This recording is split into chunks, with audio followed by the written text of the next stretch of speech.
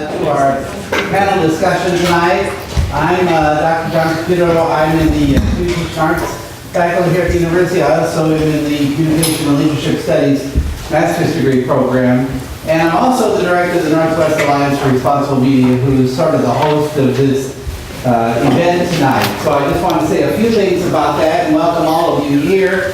You know, I see graduate students, I see community members, I see faculty, I see a lot of people in the audience. It's nice to have you here for this important and hopefully timely discussion.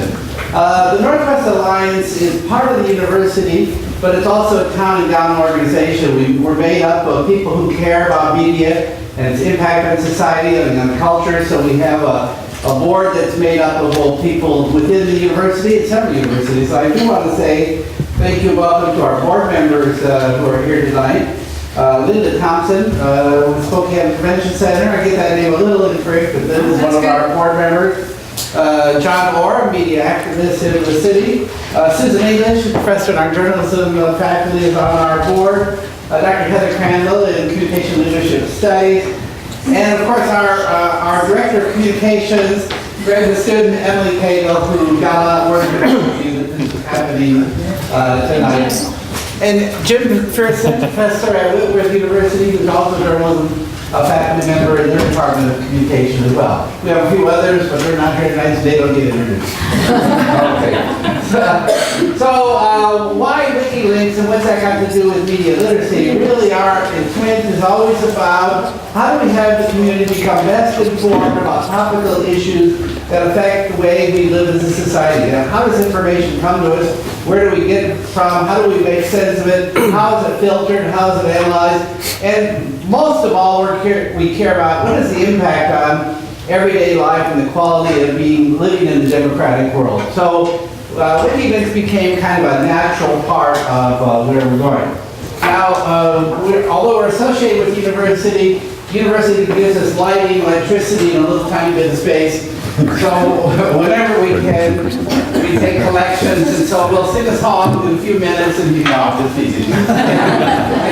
If you have anything to help out with tonight, if I will too in some way, you can help us, it would be great. There's coffee and some cookies still left, so don't hesitate. The structure for tonight is pretty informal. Basically, I'm going to introduce a few people, they're going to introduce a few other people, and we'll get to the panel. The panel we've asked to each give about a 3-minute orientation to how they view this subject. Then we're going to let the panelists talk for a few minutes about clarification, anything they want to say to each other, and then essentially we're going to open up to a large question and answer period with the discussion. I assume we'll be here about an hour and a half, 2 hours, depending on how thoughtful and what kind of questions and what kind of things we've got to say about this topic, how it resonates with us. Obviously on a Friday evening at this time, to have you come here, obviously you also think you care about this subject, so that in itself is a very valuable thing for us to know that the topic resonates with this audience tonight.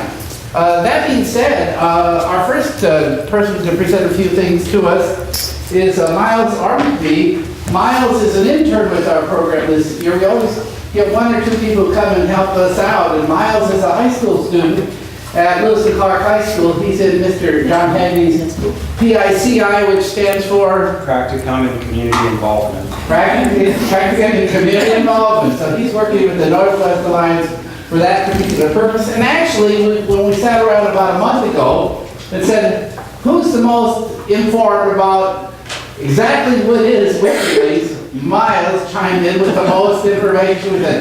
Miles, you give the overview of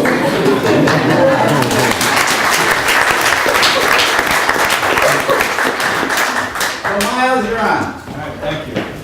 Wikileaks is an international organization devoted to the release of classified or restricted information. The website was originally launched as a user-editable wiki, but now edits and posts only selected content with no user input. Australian-born Julian Assange is nominally the director of Wikileaks, though little is known about hierarchy within the organization, and outsiders have no knowledge of his actual position of authority or how many people are active in operating Wikileaks. The website has released many important and classified documents in its history, the first major release since the switch to only edited content. was a series of videos and documents entitled Collateral Murder. These documented the deaths of Iraqi civilians at the hands of American Special Forces. Since then, the Afghanistan and Iraq war logs have documented every military and civilian death that has taken place in those theaters, and also exposed many incongruities in American conduct throughout the conflicts. On the 28th of November, WikiLeaks announced that it would release over 250,000 diplomatic cables produced by employees of the U.S. State Department. The oldest of the cables are from 1966, and nearly 300 embassies are involved in the released documents. These cables are not all viewable at the time, however. WikiLeaks only releases roughly 80 documents per day. So far, only 2,200 have been made public.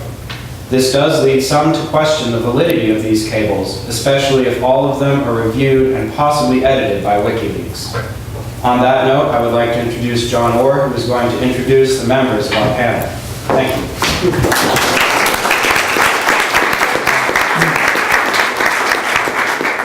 Well, good evening, and thank you all for coming. It's my great pleasure to introduce our distinguished panel this evening. In your program, there's a complete bio, but let me just comment on a few things. James McPherson on our left. I'm a little dyslexic. James received his PhD in journalism and history and political science from Washington State University. He studies and writes about media history and is president of the American Journalism Historians Association. James also advises the Whitworth's award-winning student newspaper, and he's a professor at Whitworth University. Kurt Besmer, Kurt is an associate professor of philosophy here at Gonzaga University, and Kurt received his PhD from Notre Dame. Next to Kurt is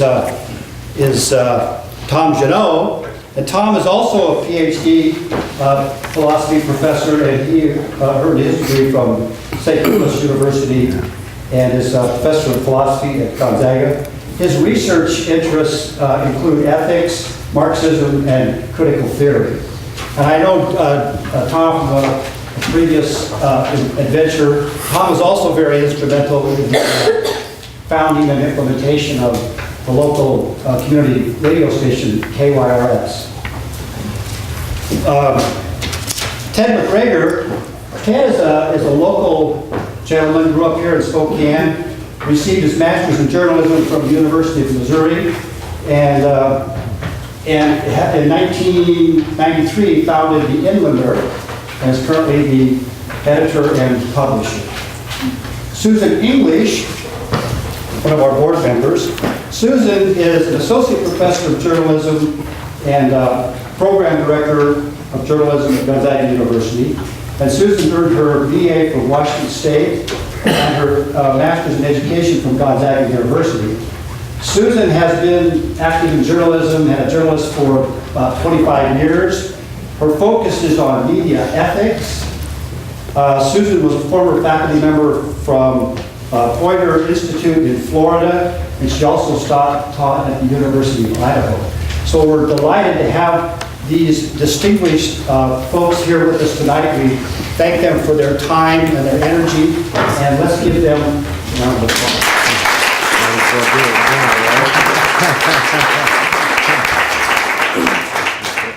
So what we'd like to start with is ask each of our panel members to give us a few minutes, their insight, what their, how they feel about this topic that we're going to discuss tonight. And then we'll just start with Ted, and we'll go... Jim. Jim, I'm sorry. We'll go this way. How's that? Sure. Or you can start with Ted and go that way. I first wanted to thank John and Miles, and especially Emily, for putting this thing together, and congratulations on the number of folks who got here. The title for tonight is WikiLeaks, When Does Free Speech Become Treason? And my short answer is it doesn't, so I guess we can all go home. But I have a longer point to make about WikiLeaks in general. In fact, right after it happened, I wrote a blog post. I do a blog on media and politics titled WikiLeaking, Probably Little Cause for Alarm. And I noted some reasons at that time why I didn't think it was a big deal. Nothing since then has changed my mind at all. If anything, it's just been reinforced. So I've explored those a little more, but briefly, those 5 reasons why I don't think WikiLeaks is much to worry about. First of all is that I'd be curious, how many of you have ever actually gone, if you would mind raising your hand, have actually ever gone to the WikiLeaks site? Wow, that's very good. I'd say half of you, and that's a remarkable percentage because most Americans have never gone to the WikiLeaks site and never will. In fact, most people are getting most of their information about the site not from WikiLeaks, but from established news organizations such as the New York Times, the Guardian, the BBC, and others. So that's the first reason I don't think it's much of an issue. Second, if the 1971 Pentagon Papers case and the 1979 Progressive Magazine H-bomb case taught us anything, it's that governments lie. And then they exaggerate the threat posed by the release of information. I actually have a framed copy of that Progressive magazine that was banned for 6 months. This hangs on my wall as a reminder of exactly these issues. The Progressive case and the current Iraq War also demonstrate, third point, that news organizations, other news organizations, tend to buy whatever the government is selling, tend to go along with what the government says, and to criticize the leakers. At least that's true for the news organizations who aren't privy to the leaks themselves. Fourth point, the idea that media organizations reveal secret information of any form is largely a myth. News organizations, frankly, don't work that hard. And what they generally do is they publish information that someone with a beef inside of government or inside of an organization wants revealed. In the process, in fact, they may show where security needs to be tightened. And finally, previous cases demonstrate that historically, leakers have done relatively little harm, but governments acting secretly have done a great deal of harm. That final point is related to one made by the journalism faculty at Columbia University, which is one of the top journalism schools in the country. In urging the Justice Department not to prosecute WikiLeaks, they wrote this, quote, "As a historical matter, government overreaction to the publication of leaked material in the press has always been more damaging to American democracy than the leaks themselves," end quote. I suspect the same is true of this. Thank you. I guess I'll just take off. I come at this as someone interested in technology and then as a plain person. So when I think about WikiLeaks, my comments are kind of aimed towards how do we make sense intellectually and ethically of what's going on there. And so I'm going to explore that idea. So I have some prepared comments here. WikiLeaks claims on its homepage that it's, quote, a not-for-profit media organization. If we can agree that WikiLeaks is a media organization, then we must ask, what kind of media organization is it? This will be my guiding question. After pursuing a few themes, I hope to arrive at the conclusion that WikiLeaks is a novel media organization, one that is informed by and informative of the information age, or if you prefer, and I'll say the internet age. Now I'll begin with a possibly provocative claim. Julian Assange is not a journalist. He is a hacker. And I don't mean that in a pejorative sense, but rather in a descriptive or possibly even honorific sense. For what I understand by hacker is not a malicious youth writing viruses and sending them out to infect computers of unwitting users. That certainly is one meaning, but a rather barren one. Rather, I use the word in its most general sense as describing someone who's an expert at writing computer code, one who hones and exercises the skill by ceaselessly playing creatively with codes written by others or by him or herself. Thus, hacker does not apply to just anyone writing code, but has earned a designation identified by those who have attained a high level of expertise, acumen, but above all, one who embodies what I'll call the hacker ethic, which identifies a certain intellectual and moral outlook. Now, whether or not this initial claim can be defended, I'd like to add a second claim. Making sense of what WikiLeaks does is easier if it's seen as not appealing simply to some sort of journalistic ethical code, because it doesn't do this consistently. But rather, it seems to be informed by what I'm going to call the hacker ethic. And I'll give just a short version of this. I'll turn to Mackenzie Wark's well-known Hacker Manifesto and his famous claim that, quote, information wants to be free but is everywhere. I'm ruining a pithy statement. In chains. This idea, I think, more than anything else, helps explain WikiLeaks' guiding ideals, what it is and what it does. Let me bolster these two claims with some quotations from the WikiLeaks homepage itself. In the first paragraph, they claim that WikiLeaks, quote, has worked to report and publish important information. We also develop and adapt technologies to support these activities, end quote. Notice the dual function, freeing information and developing technologies to ensure its freedom. Of course, the technologies they're describing here must indicate software, hence the need for hackers. Later, when describing, quote, the people behind WikiLeaks, end quote, they highlight, quote, journalists, software programmers, network engineers, and mathematicians, end quote. That latter category presumably to ensure state-of-the-art encryption. This surely is a curious list for a media organization. It's not just the foregrounding of technical personnel required for the enterprise that is surprising here, it's also the absences that are telling. There are no editors. Why? Well, editors can lead to the sequestering of information, and information wants to be free. I can strengthen my claims by looking at some of the more well-known cases of WikiLeaks, and here I'll agree with James largely. Here are some statistics. The Iraqi documents included about 400,000 documents. The Afghan papers involved 77,000, and the more recent diplomatic cables number 250,000. This surely is a lot of information, but what does it mean? Take just the Iraqi documents, which were given to several reputable news organizations prior to their posting. This can help us make sense of the huge information dump. Well, what did we learn? I learned from the New York Times, and not WikiLeaks itself, as James pointed out, I learned several things, such as the war effort relied on private contractors much more than previously believed, that the number of Iraqi civilian deaths was much higher than previously reported, and that the abuses at Abu Ghraib were often surpassed in other prisons run by American allies with tacit American approval. These are some of the things we've learned, and it might be unpleasant to learn them, none of them as it reveals shocking attempts, say government deception, gross negligence, or malfeasance. One does not need to be irredeemably cynical to believe that one's government lies to them in wartime. In fact, the leaks filled out in finer detail much of what we already knew or suspected. The same seems to be the case with the diplomatic cables. There are some surprises, but nothing shocking. Now, I don't want to belittle these leaks or downplay their real-world significance, for indeed there have been repercussions, sometimes drastic, possibly deadly, we don't know. What I want to stress is there does not seem to be a so-called smoking gun or single revelation that the release of these documents is intended to show. The release of these documents has been compared to the release of the Pentagon Papers. Now, I'm too young to have experienced that leak, but it seems clear from consensus history that the intention of Ellensburg's leaks was to expose intentional years-long deception of the American people by the military and the government. This clear meaning doesn't seem to fit in with WikiLeaks. So I'll just end by saying, what does all this mean? The 750,000 documents total, and just these recent ones, this isn't an attempt to expose any particular secret or any particular malfeasance. It's an attack on secrecy itself. Stop there.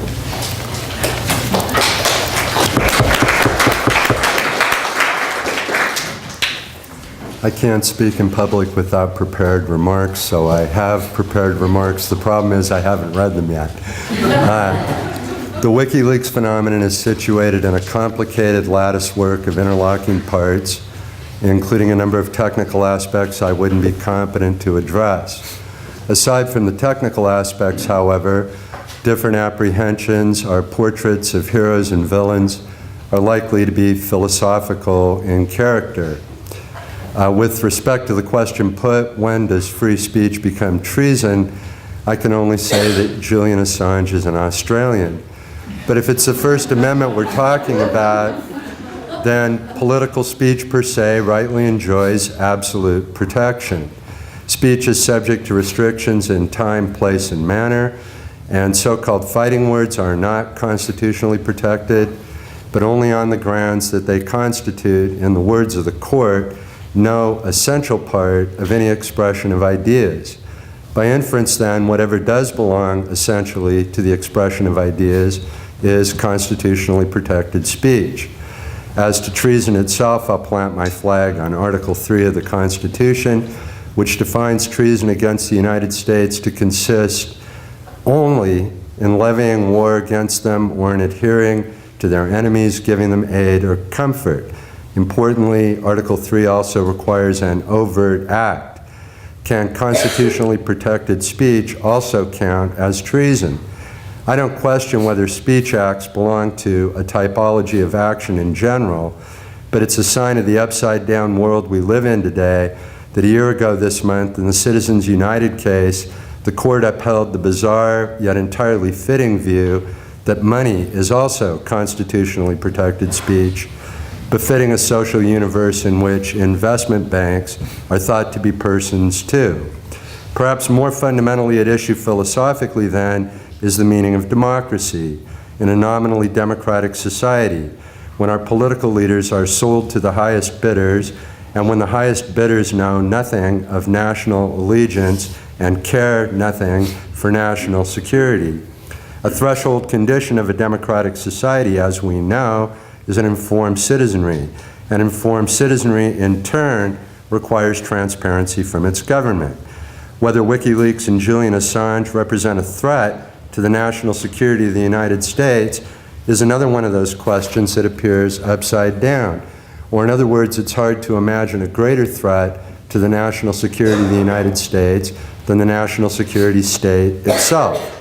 So I'd like to regard the fundamental questions posed by the WikiLeaks phenomenon as questions concerning the meaning of democracy, with respect to which it seems to me that not only Assange, but Private First Class Bradley Manning, now held in solitary confinement, must figure in as heroes. I'd like to focus such questions in two related dimensions. First, by considering the media democracy movement against the domination of public discourse by corporate media. Second, by considering democracy more broadly against the fundamental threat of the national security state and its drive to permanent war. With respect to the first, I should tell you that my basic source of information about WikiLeaks and Julian Assange is the news broadcast Democracy Now!, which has followed the story from the beginning. At democracynow.org, you can also find Julian Assange speaking for himself in ample interviews with Amy Goodman. Democracy Now! Is the standard bearer nationally of the media democracy movement, produced in the studios of WBAI in New York, the long-standing Pacifica affiliate. Pacifica Radio got started at KPFA in Berkeley in the period known as McCarthyism, the reminiscence of which is sure to provoke deja vu. For theory, I'd turn first to Robert McChesney, whose many books include Rich Media, Poor Democracy. The title I'll cite because it hits the nail on the head. Going theoretically deeper, I'd turn to Noam Chomsky and the deep idea of the manufacture of consent.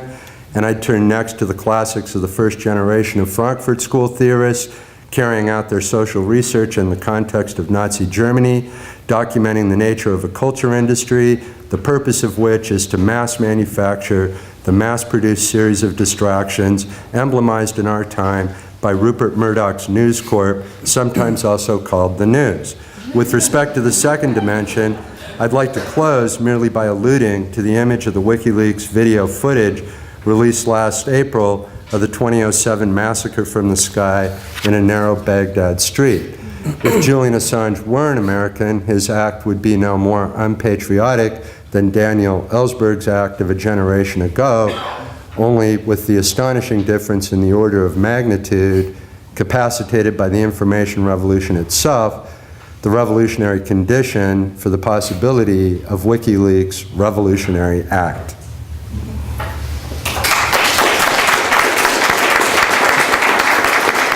We gotta hurry. Why do I have to go after the philosopher? All right, Miles, I'm counting on you to give me the high sign when I'm out of time. So I wrote my column on this a few days after it happened, and so you always are, as a writer, you have to throw out your idea while it's still fresh, but there was a lot of excitement right then. It's like all this new stuff, amazing. And so, I started writing about muckrakers. I don't know if people go that far back, but at the turn of the old century, photographer Jacob Reese would go into the Brooklyn tenements and take pictures, or Upton Sinclair would go to the meatpacking plants in Chicago and show the world what a disaster we had going on in some of our urban areas.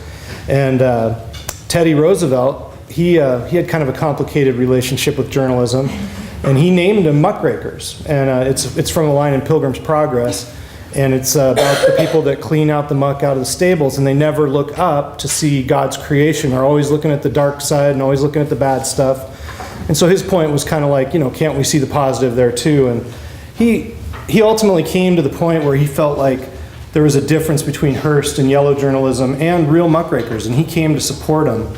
And so it was a little disappointing to see the kind of the mainstream government response to WikiLeaks initially was, how can we lock him up and how many years can we throw him away for? It just seemed like a long way from where we were with Teddy Roosevelt. But the more I thought about it as time went by, I started thinking, well, okay, is Julian Assange a muckraker? Should I bestow that title on him? So one of the things I did was I called Ryan Crocker. I don't know if you all know, Ryan is the former U.S. ambassador to Iraq. He lives in Dallas now, but he's got a home in Spokane Valley, and we've gotten to know him a little bit. We've done some stories and involved him. And so I called him, what do you think? He's been a career public servant in the State Department, and so thought he'd have a good point of view. And he was pretty he wasn't over the top like a lot of the people in DC, where he basically said, it's more gossip than gotcha. He felt like it was a lot of smoke and not a lot of fire. And I'm talking about here the big dump of the diplomatic cables, not obviously the video stuff that came before.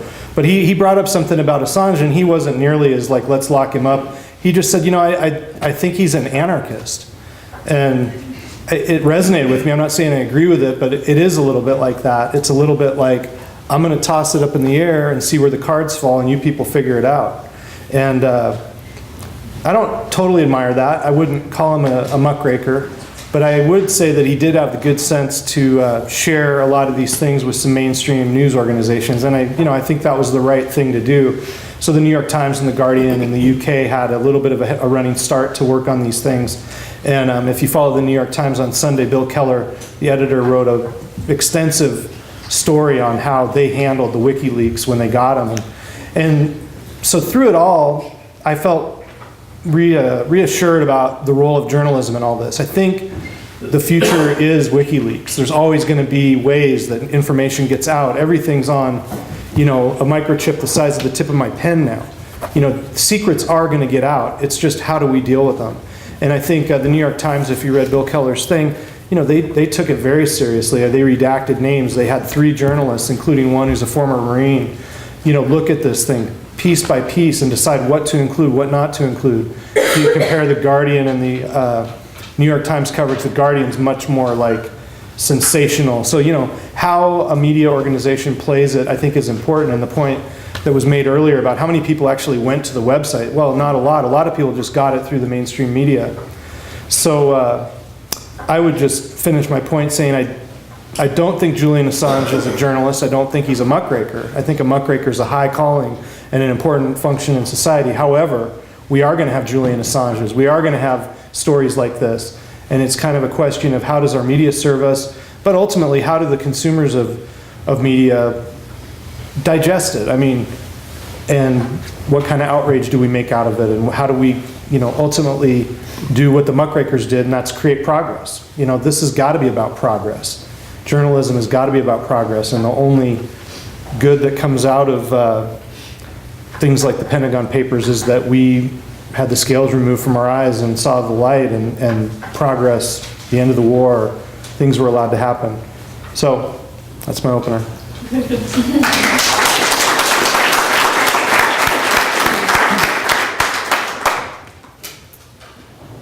Anytime something like this occurs in the media, my mind immediately goes to the First Amendment, and I don't shy away from any opportunity to talk about that. So I'm going to talk a little bit about the First Amendment and the history and the fluidity of it. And then I want to fill in just a few details about the Pentagon Papers. and how much I think that this case is very similar, has great similarities, absent the technology.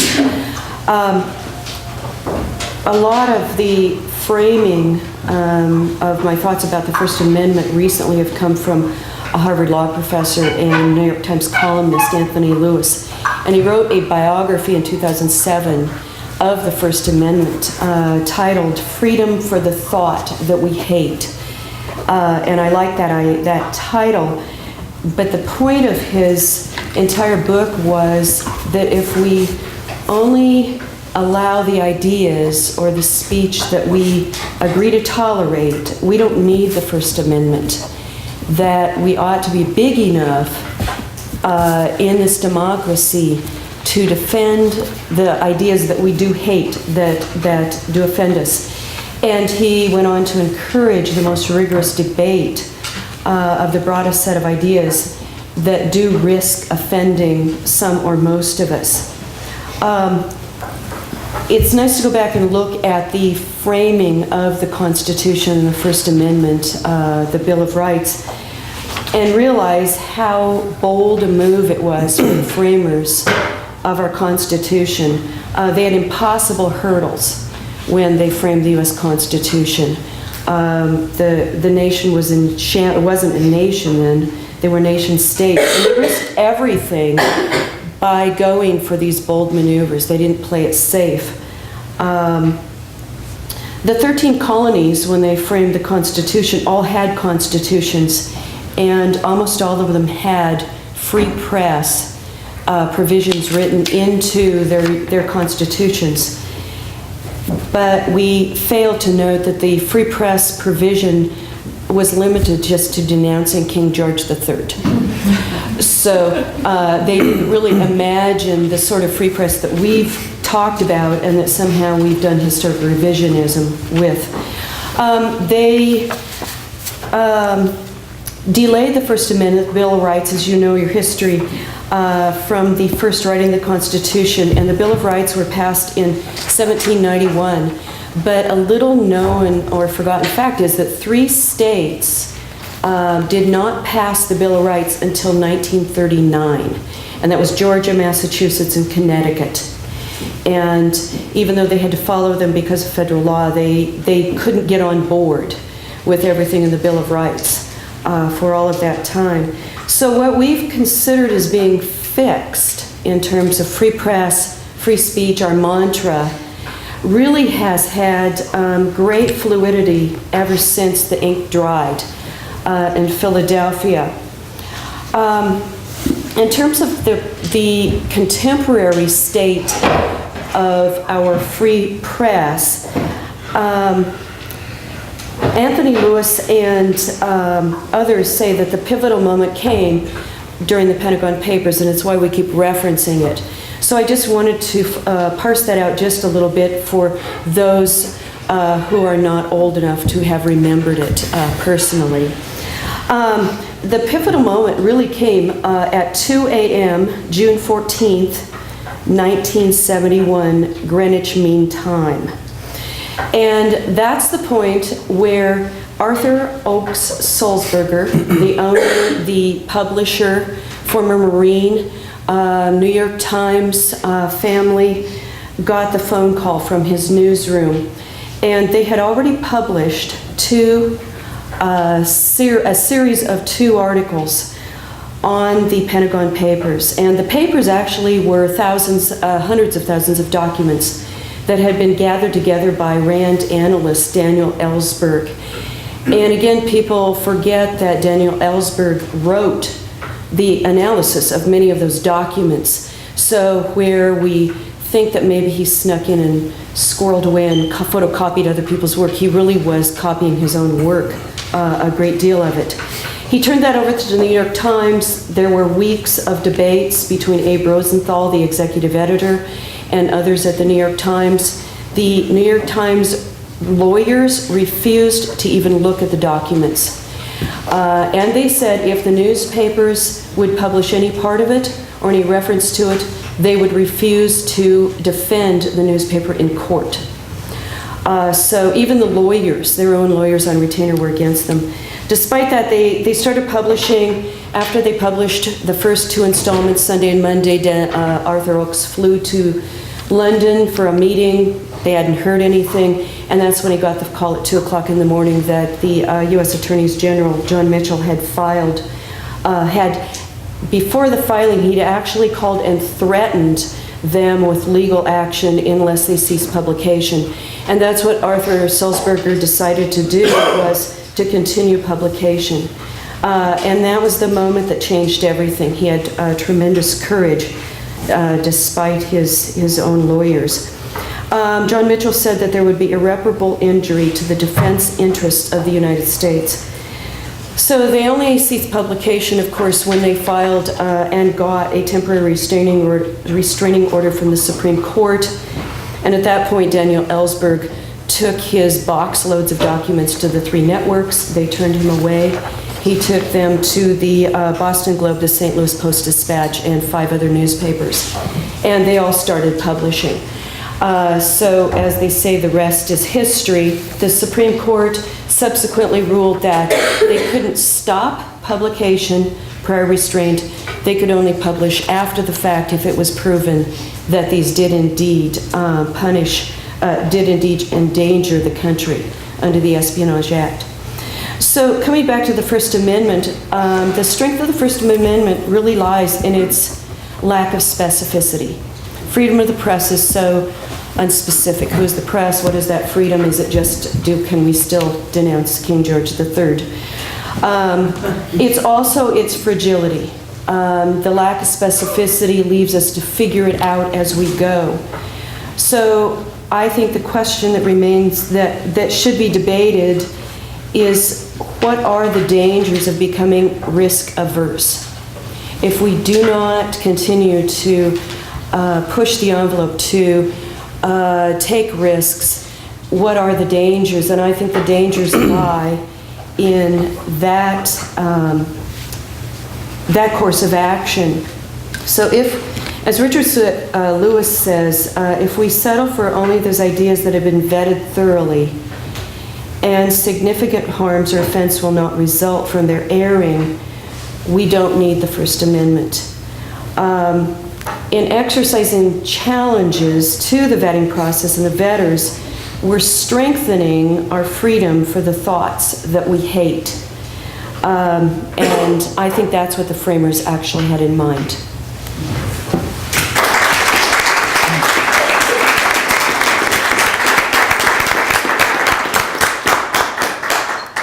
Isn't it a shame to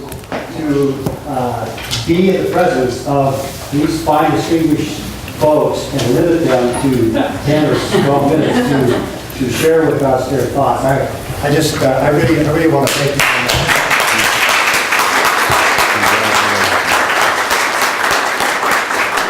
That inspired me to go take a journalism or philosophy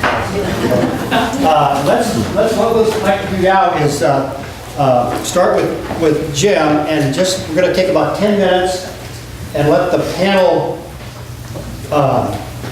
cross-examine each other or ask questions. Clarify or any issues they want to bring in. Yeah, just kind of talk about a little bit, and then we'll all listen intently, take some notes, and then when they run down, or if Heather cuts them off, then we'll jump in and start asking questions and see if we can amp it up a little bit and see where it goes from there. So, cool. A couple of points that I find interesting that were brought up by more than one person here on the panel, and that I've heard discussed elsewhere in the media and elsewhere, is the discussion of whether Julian Assange is a journalist, whether he's muckraker. The fact is, he probably is an anarchist. The fact is, he's probably a real jerk. And none of that matters. Because the First Amendment, well, one, he's Australian, but aside from that, even if he were American, the First Amendment doesn't apply, as Susan said, to the people or the ideas that we like. It's more needed for those we don't. Bill O'Reilly, Glenn Beck, Chris Matthews, lots of talking heads on radio and television are not journalists, but they provide information, sometimes good, sometimes bad, that is protected and that we probably in some respect ought to hear. As far as what happens if we're risk averse, I'd argue that the New York Times has been a bit risk averse even in this case, though I won't get into that now. But I'll point out when we were first perhaps risk averse, the very first newspaper in this country came out long before we had Bill of Rights in 1690. It lasted one issue and it was closed down by the government. And there wasn't another newspaper in this country for almost 14 years. Notably, it said across the top, published by authority. Unless you want media that are published by authority or approved by authority, then we ought to worry about the First Amendment protecting all of us, not just those people we happen to like or agree with. Thanks, Jim. Anyone have a comment? For me, one of the trickiest questions that comes up is, and we get it, is there any secret that should be kept? I mean, I think that the WikiLeaks really pushed us to ask that. What is a good secret? Well, where the troops are located, I guess, you know. And so for me, like, the tricky part here is, like, that is a really hard line to figure out. And I don't know if anybody is resonating with that, but that's been the hard one. Because part of me is like, everything should be out in the open. And then you start thinking, well, I shouldn't tell them where the tanks are parked, but, you know, and then it's like, how far back is it? And, you know, you have authority figures trying to demarcate what's on and what's off. You know, and I think, like Ryan Crocker told me, you know, when he was in Iraq, everything was done on satellite phone.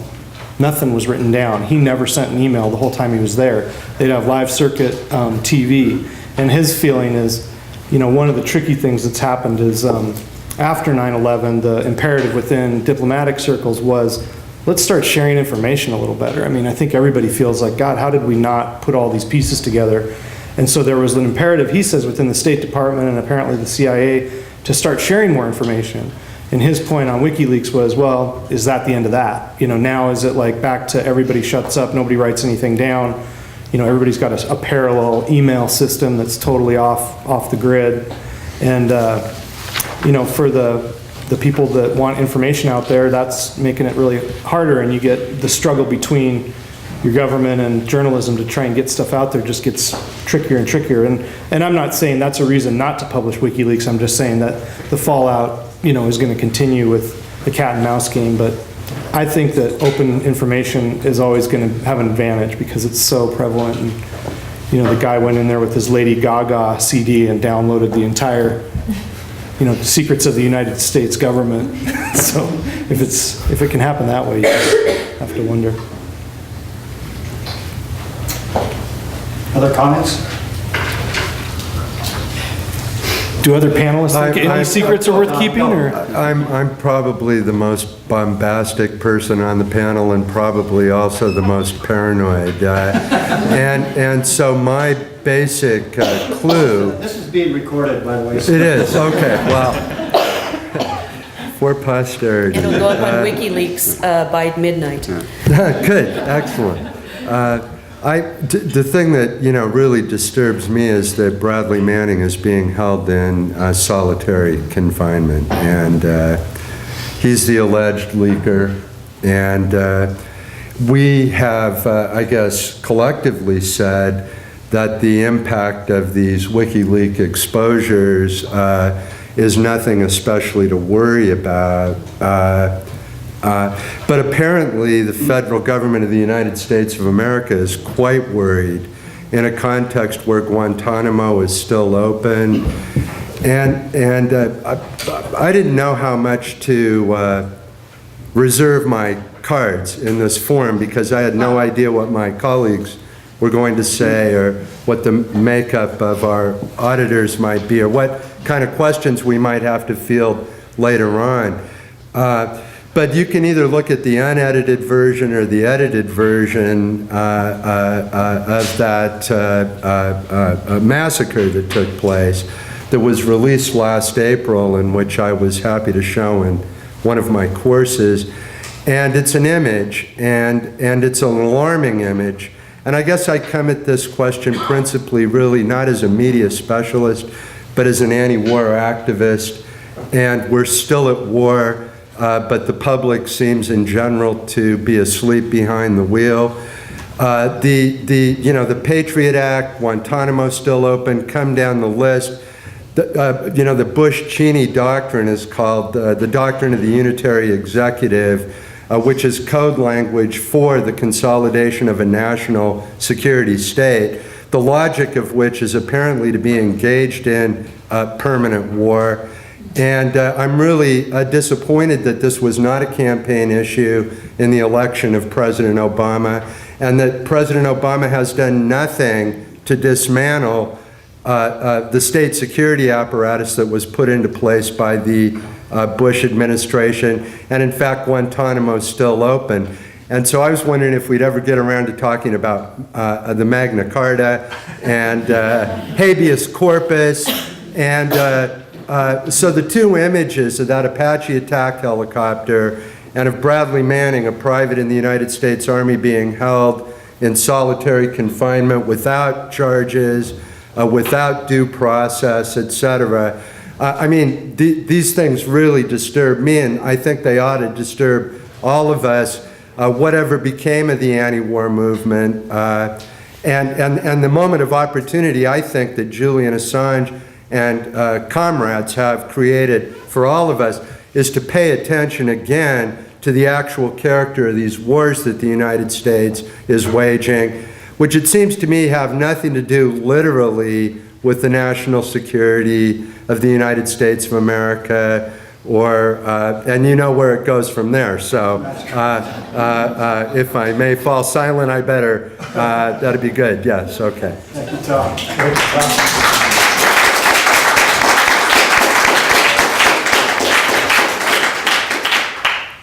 Well, I'm just curious. The point I was trying to make is that the WikiLeaks are a novel phenomenon due to the technology.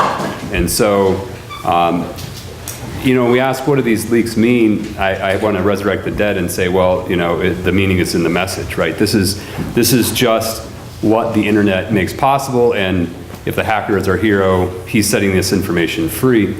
The place at which I find it difficult to square with where things are at now is I'm not sure this is a First Amendment issue in one sense, because the First Amendment issue is harkening back to a certain notion of political speech for a certain reason.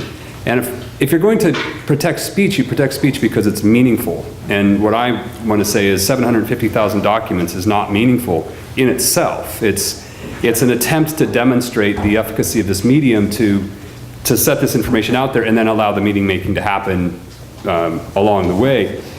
So I guess what I'm trying to figure out is where does WikiLeaks, what kind of moral terrain are they trying to stake out? Because we've repeatedly commented that the founder is not an American citizen, so it's unclear of what relation the United States government would have to him in terms of free speech or even treason. So that's what I'm not sure. But I'm also, it cuts both ways. I mean, if it's true that we want to set information free, but yet WikiLeaks depends upon the anonymity of the sources. So this gets to your question about what secrets are good secrets. And it seems that's I guess, it's the person who holds the secrets that makes that decision. And I take WikiLeaks as doing two things. Doing a kind of performative act of saying, no, we can outwit you with the technology, but then also reinforcing the notion that there's some secrets we want to keep.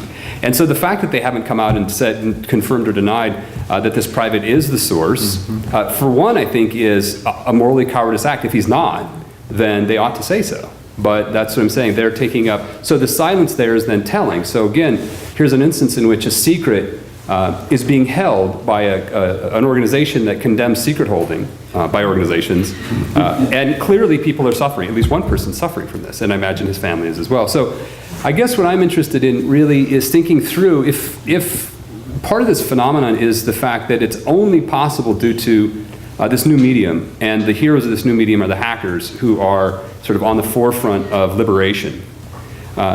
then it's really unclear to me what moral terrain are they staking out. To go back to freedom of the press strikes me as not exactly accurate. But that's when I think good. I like the idea of the fluidity of the First Amendment, because that means it can then take into account new media. And this is be the genius of the framers. So I guess that's where I'm kind of stuck when I think through it. I don't know if this guy's fully good or fully bad or either. I'm sort of ambivalent about that. Thank you, Kurt. Let's hear from Susan just for a couple minutes, and then we'll... I just wanted to draw a real quick parallel in my mind between Daniel Ellsberg and Julian Assange. And Daniel Ellsberg has come out in support of him, but I see them as two really of the same person, in that Daniel Ellsberg was schlepping around his box loads of documents, 700,000 documents, from newspaper to newspaper, because that's all he could do. And when he was turned away from the networks, he went on over to the other newspapers and literally had to deliver them. He couldn't put them in the mail. And I have to believe that if he had had an easy thing like the internet, one, he wouldn't have been doing cartwheels, and he would have punched that send button, send all, immediately. And really, to me, that's the only difference here, is Daniel Ellsberg had no interest in helping the news organizations make meaning. He just basically wanted to deliver and say, here, you figure it out. And that's no different from Julian Assange has done. He pushed the send button or the post button, and the technology allowed him to do it simultaneous, as opposed to schlepping boxes around from city to city, hoping he would. Oh, no, what I meant is, to make meaning of it, is I meant that, in his view is that, that those organizations that he calls hoard information and turn into property, this would be a sin for the hacker. That that's typical of usual news organizations, and where their organization is different is they share all their information with other organizations. The virtue is they're nonprofit. And I guess what I meant by meaning making is how, as you point out, 700,000 documents, tough to make sense of. And if other news organizations can help them, they're happy to allow that. That's what I meant. But what I meant to say is that pure information it needs to be made meaningful. And what he's doing is throwing out information. And I don't want to say willy-nilly, but he's throwing out information unsure of what it means. That's what I meant. Well, your point about where's the outrage, kind of what, how the Pentagon Papers obviously was just like an earthquake in the world. And maybe not so much with this, but I mean, we're in a different world now, media-wise. I mean, in the 1970s, there was 3 newscasts, and like most of the country watched them. You could have the moon shot, and everybody pretty much was watching that channel. Now you can watch one of 3 different cooking shows at any point in the day. There is a media for everybody. There is a radio station for everybody. There's an iPod if you don't want to pay attention to that. So I would say that the fact that WikiLeaks did manage to dominate to a degree was pretty remarkable, considering how tribally tuned we are to our own little worlds. But it is a problem going forward for the country. Like, how do you get people focused on one thing? How do you get people focused on making progress? We leave it to our elected officials a lot of times, and then it turns out they're focused on helping somebody who's already wealthy. So I think that's a good point, but I would point out that the media landscape has changed a lot, and that does make a difference. John? Well, why don't we open it up to the audience? I also have a couple text messages with questions. I don't know the privileged people in the room for the questions, but if we have a lull, I got a couple here ready to go, coming in from all over the country. Are they from Julian Assange? Undisclosed location. So what I'll do is I'll just call on those who raise your hand. Yeah, Kurt. The only information that's protected under the First Amendment is meaningful information.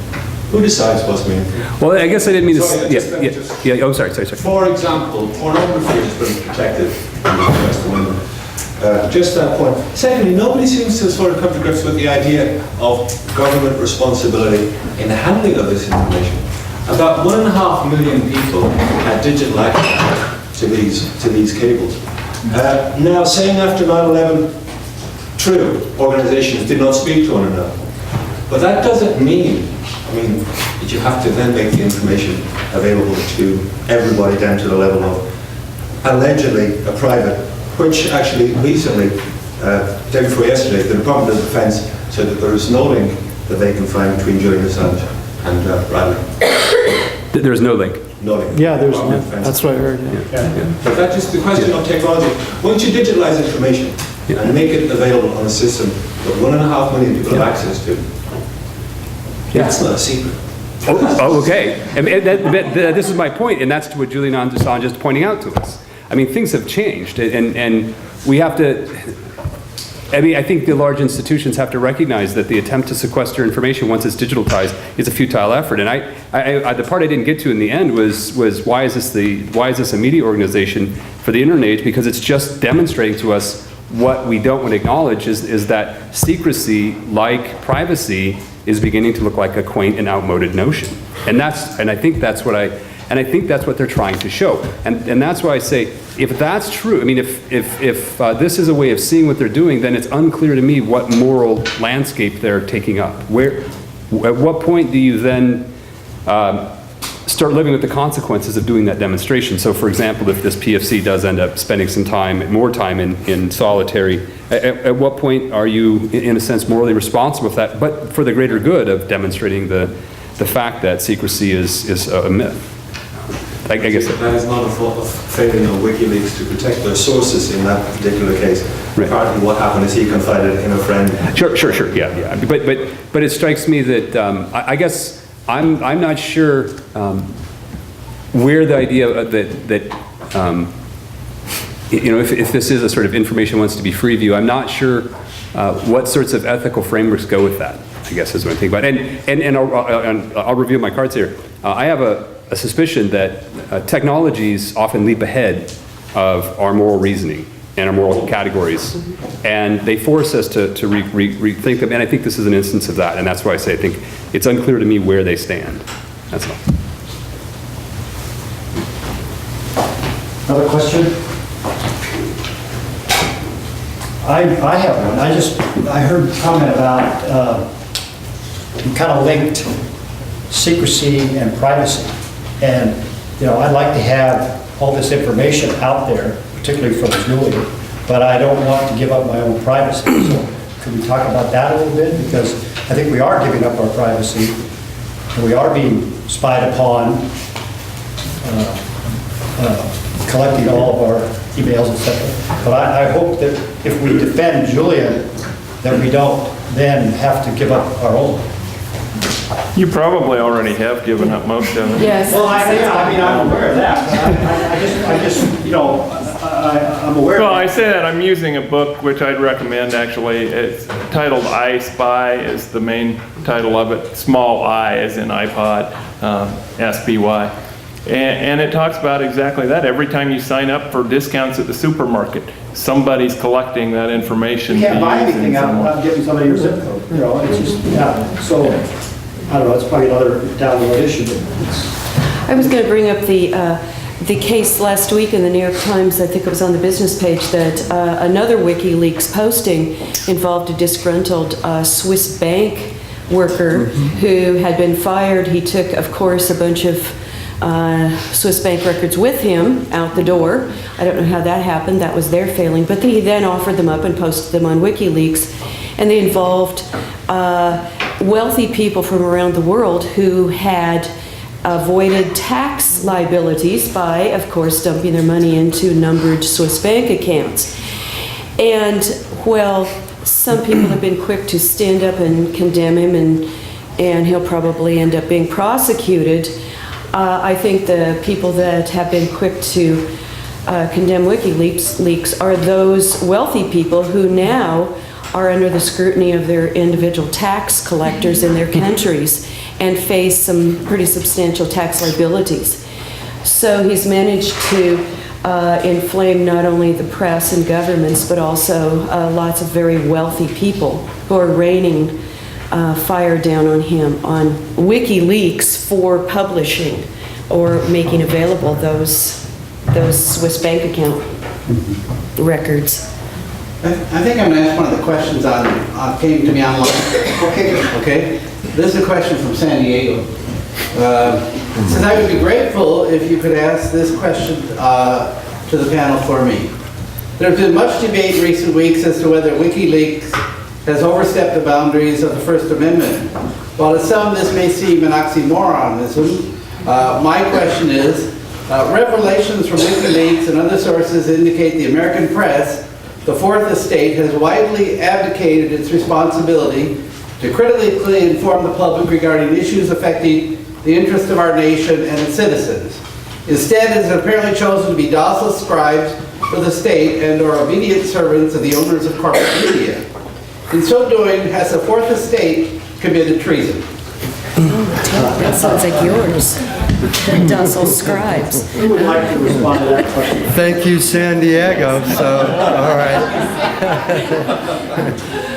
Well, I actually think that people like to read about things that are exciting and interesting and insightful, and WikiLeaks is a great topic to put in your newspaper.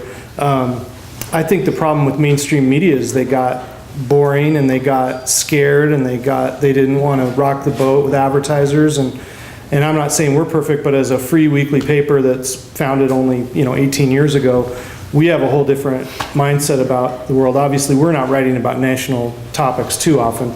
We tend to stick local, but yeah, I have a huge critique with mainstream media, but there isn't a lot of bravery out there. So the times that it does rear its head, and I think that you were alluding that maybe the New York Times did pull some punches on the way they handled this release. I do commend them for actually doing it and doing something, but yeah, it could have been more. And we still talk about the Pentagon Papers, and there's times where newspapers are called upon to make tough calls, and then there's moments where there's profiles in cowardice too, and papers pay the price.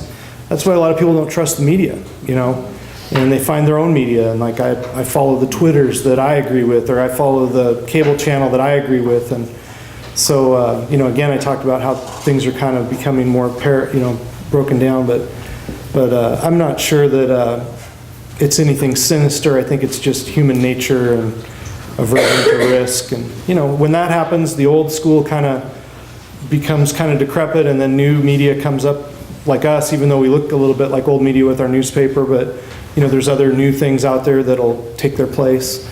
So I think that America kind of reinvents its media that fits what people want, and I think that people do want to hear about the truth. So there's always a market for that. You brought up Democracy Now! I mean, that's a great entity that has got a huge grassroots following in this country. So New York other Times. people might say. The New York Times has done more than pull its punches in this particular case, though, at least in my view. I happened to be in a meeting with Janine Jackson, who is the director of Fairness and Accuracy in Reporting, a progressive media watchdog group, just a couple of weeks ago.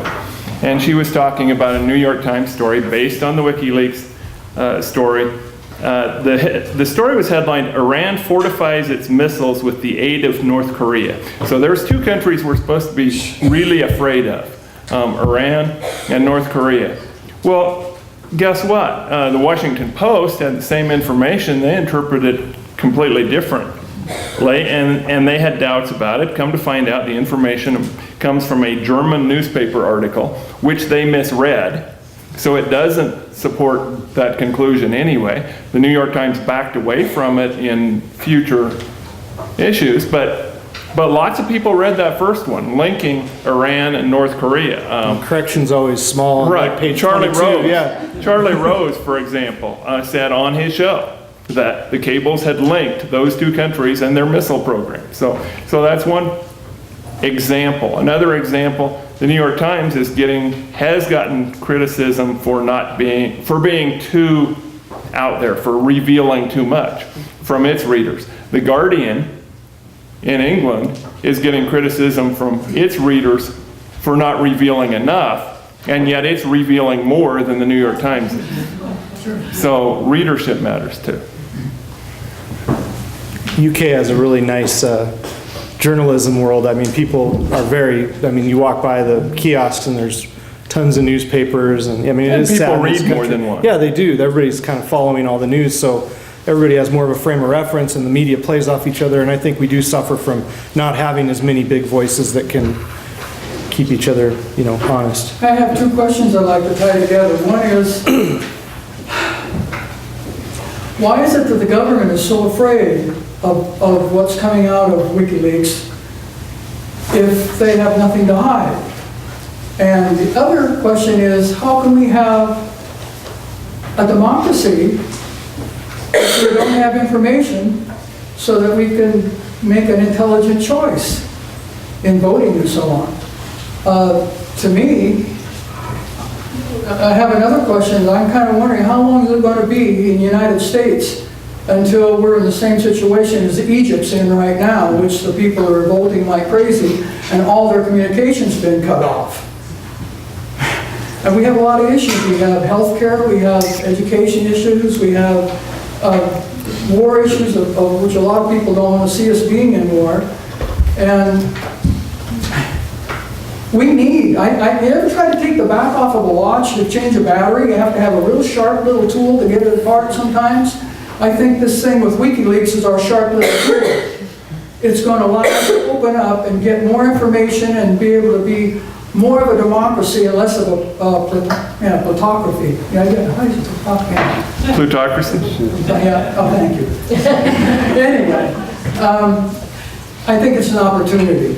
If we can start establishing more open information, more than just over the internet, but from our own government, then maybe we can hold them accountable and get things done that we want to have done. That's all I have to say. If you have comments from you, I appreciate it. Well, I think if the diplomats that made fun of the Russian prime minister knew that the world was going to read that, they wouldn't have done it. So you could argue that, openness and transparency does encourage good behavior in some cases. But as far as like having an Egypt situation, I'm not so sure. We haven't gotten to the crushing poverty threshold quite yet, but I mean, your point's well taken that most of your statements weren't really questions, but just kind of, we need the raw material to run our country in a good way. And I don't think anybody's going to stop WikiLeaks. It's going to keep going. I mean, it's there. I mean, like we keep mentioning, Julian Assange doesn't live here. The people who run it, who knows where they are? They could be in 25 cities or, all over the place. It's diffuse. Just a messenger, right? Yeah, it's going to be there and we're going to be living with it and, we'll see what happens. Thank you. I have a question. The one thing that bothers me the most, and because of all the years I've lived, and seeing how the American public has reacted to times when our Constitution has been, it hasn't been followed. That we have this young man in jail and we don't have anybody protesting, or there's nobody in the streets just like we see on TV in the other country. And I wonder what has happened that we don't feel empowered anymore to stand up for the things that we believe in the United States, and that we aren't out there as a country saying this is unacceptable. We don't even know that this really happened. We have no idea what this boy has done, and we have him in solitary confinement. And I would ask you as the media how you think that plays out. Well, ironically, if you were in a college class, in a college situation in maybe the 60s, you'd go up on the wall and there'd be a thing, meet at the quad, everybody, and bring your torches. And people would do it. Well, now, and I don't know that, I talked a little bit about where's the outrage, but, part of me wonders, like, if this whole thing of Facebook and, I can have a virtual life in my living room with my coffee and we can chat about, wow, that's terrible, but are people really going to go out and protest anymore? I worry a lot about, getting people out of their houses and going and doing stuff. This event, going to shows in downtown, or, the Inlander's about fun and getting out of your house. And part of me is that we are a little bit too sucked into that. And I'm not on Facebook, but I know a lot of people who are, and I don't know that that's like a trend thing. Like you said, sometimes the technology's taking us places that we haven't figured out where it is yet. And I'm not saying that's the problem with the protest, but part of it is that, this is just like a minor item that, oh, by the way, the guys that's in solitary, nobody's actually proven anything about them and there's no charges. And, that needs to be, that is a failing of the media to not do a little muckraking, bring back the Teddy Roosevelt era and make some progress out of this thing. I think newspapers have gotten too much into well, we have to do both sides, even if one side is clear truth and one's just idiocy. We're going to present both sides because that's what we do. So with our newspaper, we're willing to just kind of discount people who don't make any sense, you know. I also think that there's been a greater sophistication in the framing of the issues. If those who were around for the Pentagon Papers, those game changers, Watergate. After Watergate, certainly it was a game changer because both the press and the government and the American public learned better how to frame issues, and I think you have structures. If the government's keeping secrets, certainly their ability to hire very, very good people to frame the issue and to penetrate that framing and reframe it in a way that makes sense is very, very difficult. We've gotten very sophisticated in our ability to frame issues. And so I think we're up against that. It's not just a he said, she said, or whoever gets there first gets to frame the story. It's being constantly framed and reframed. Barry? As we've been talking, I've been thinking about experiences I've had visiting in what was then East Germany before the Berlin Wall went down. And I visited with some journalists. And I was really kind of fascinated with, and not even just journalists, but just people who talked to each other. And then I can remember walking in the woods with a woman who had been in the confessing church that had opposed Hitler and was, opposing the communist regime. And she had to go into the woods because she knew that there might be microphones in her home. And I can remember coming away with a sense of the ability of people to discern truth, despite all the big propaganda that there was, despite all the, when a message is repeated enough times, I just get normally suspicious because I think maybe it's not true. And I think that the people there did have that sensibility. So I think that there's also the dynamic of our needing to be informed as citizens, and be informed by conversation with one another, be informed by just being alert and attuned. My lifetime has spanned, my mother fought against the McCarthy era and sought to bring out some other voices in that period. But and then I also talked to a newspaper editor in East Germany, and he said that the paper was read before it went to press. And sometimes they were able to kind of finesse and find a way to write a story so that people could understand what the truth was. And it was beautiful the way he talked about it, so that you could, and it would pass the censors. And other times, it didn't pass the censors, and they would leave a column blank. And that spoke more than any words in that space could have. But the people that I talked to were, they were struggling with enemy images about America. So when they had the real personal contact, it made a lot of difference. Yeah.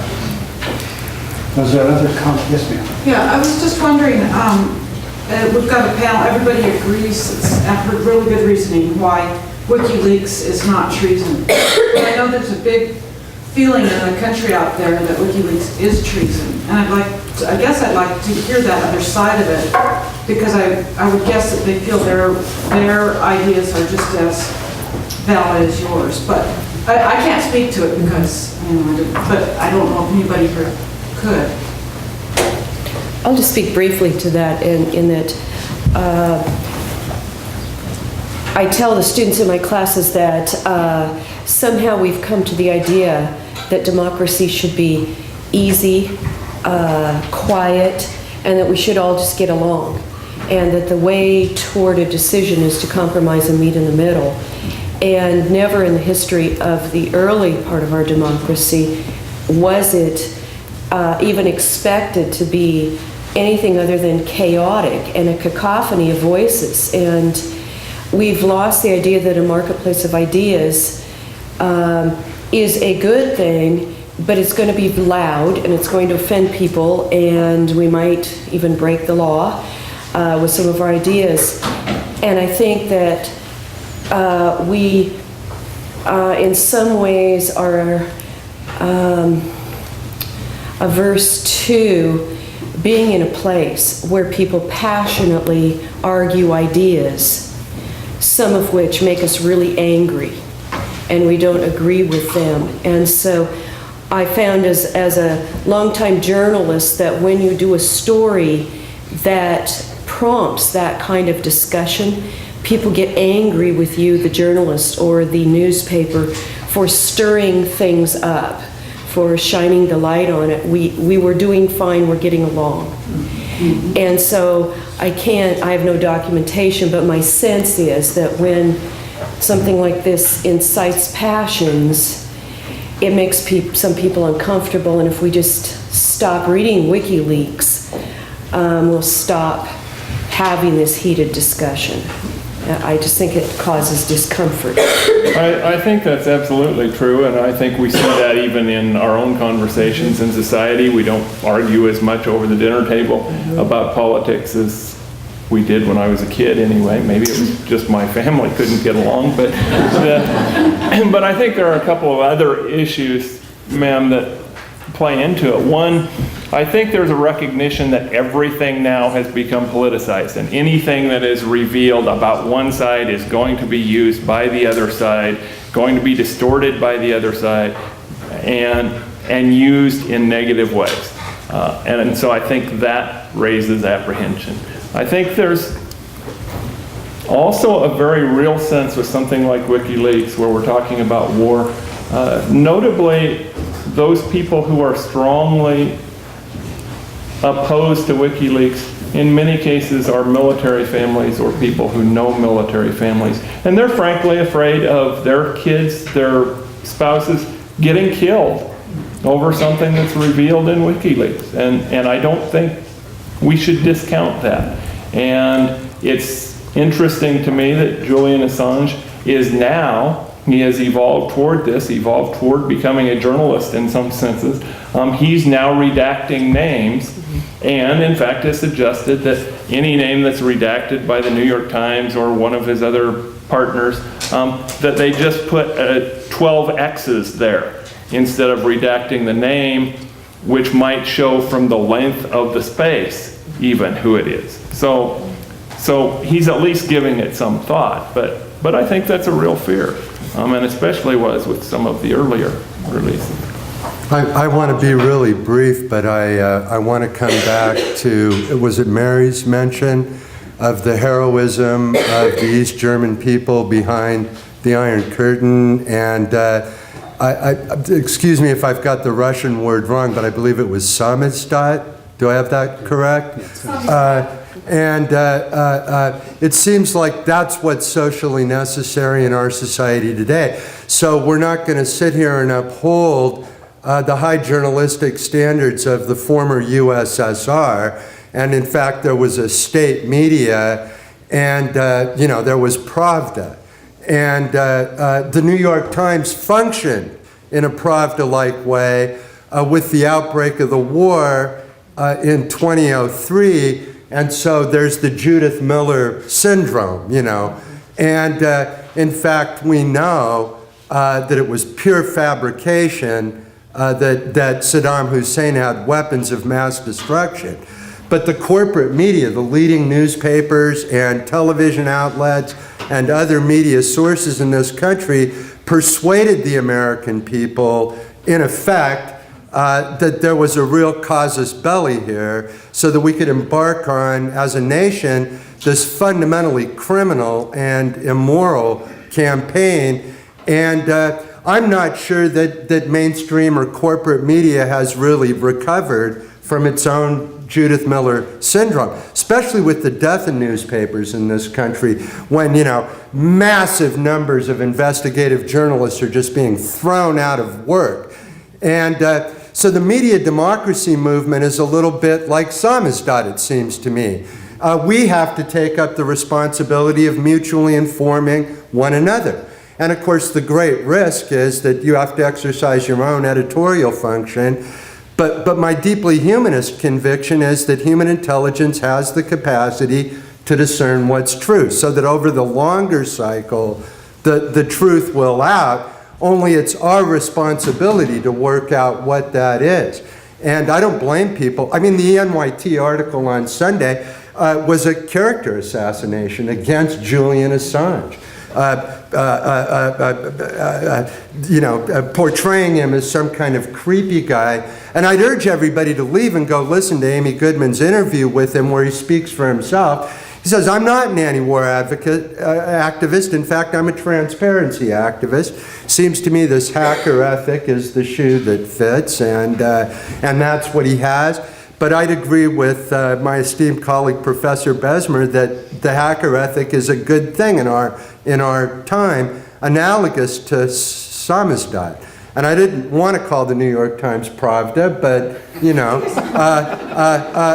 journalists did function as stenographers to the United States government in that context, and we're still paying the price for that because we're a nation at war, a decade later. And we should be talking about the war, shouldn't we, in a democratic society? And if corporate media have dropped the baton, it's up to us, the people, to pick it up. And we're going to say lots of stupid and silly things, but we need to be in this kind of conversation with one another. Obviously, excuse me. One notable exception was the Knight Ridder chain, which unfortunately is out of business and didn't have any outlets in New York or Washington, D.C., where they had meaningful influence. If I could jump in, Tom, I think your comments are well stated. And we were sitting here talking about, is this all going to change the national media? And I think what we're saying is, I think what Tom's saying is, let's don't sit around and wait for corporate media to change and somebody sit down at the newsroom and go through Julian's documents and then come up with the big story. It's like you say, we have to turn to the Amy Goodmans and the community radio, et cetera, to get or to dig it out ourselves. Sorry.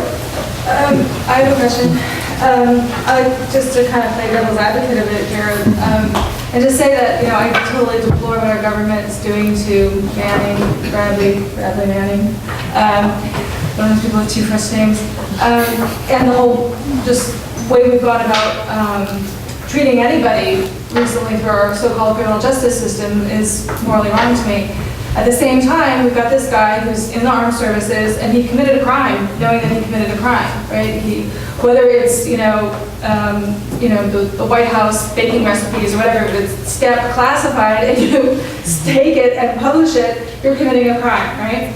So what do we do with people like this today? Like, what's the penalty for being a hacker, for living the dissident life? I mean, Tom's analogy to dissident media in Eastern Europe is apropos, because those people decided to live as if they were free even when they weren't, and they knew that they were being bugged, and at any time the black car will pull up and off they go. And there's people in China that are doing the same exact thing today. So he crossed that line knowingly, and what do we feel is a penalty for that? Well, they should file charges against him and give him his day in court. I mean, that would be the obvious thing. And maybe he'd be convicted. That would be. But I mean, to just leave him there and not be like, we're not going to bring a case, we're just going to do nothing. So you're saying then that there are limits on, besides just where the tanks are, that if the government does label things classified and people publicize it, that should be a crime, there should be a process, a fair process, and that then there should be a penalty, like imprisonment or something for that. I think you were just asking me about the Manning case, but it is kind of bogus if you go back in journalism history. Like, there's whole years of where there's some guy in the back room just hitting national security. There's archives filled with that stuff, and it's just like if it had one little line. And so yeah, I mean, we've over-secreted everything, but I was just saying that in the case of Manning, what I think, I don't want to speak for everyone, but what's missing here is if he did it, let's hear the charge and give him his day in court. Professor Janot, I just want to go off of what you were saying back there with the whole Iraq war as it was presented to us in the problem, reaction, solution format. These people, say we have these weapons of mass destruction over in Iraq, we're in immediate danger, therefore we need to go to war with them. So I guess the thing that has me alarmed is the solution to the problem and the reaction. We have the administration and the Department of Defense saying we have this problem with hackers and the release of all this information, and now down the pipeline there's legislation coming up where they're giving the president access to an internet kill switch, which would have the ability to shut off internet like what's going on in Egypt. So I think something else that we need to do is be aware and wary of what power we are letting the government hold over us, in legislation to be able to hold these people accountable. That's what the First Amendment said, that we have the ability to petition the government for redress of grievances, and I think that's very important. Could I jump in there? Because I was just thinking about this myself as I was listening to the radio coming in tonight, and I'm thinking, this is one thing I want to do when I get home is see what happens when, how are the people going to react to the shutting off of the communications? One possible reaction is this just makes them madder, right? And so, I kind of fantasize, well, here could be a future in the next couple of days, they get so mad and they turn it back on, and then it's out of control, right? And they'll get what they want. So I think that's a definite fear to have, but to me, the cat's out of the bag. And I guess this is why I think, what I find interesting about these leaks is, I think it's probably clear that however they got these leaks, whoever did it violated the law to do so. But what they've done is they've raised the issue of what should count as secret and what shouldn't, and that's something we've never ever talked about, and maybe we never will. But undoubtedly the government needs some secrets, I would imagine.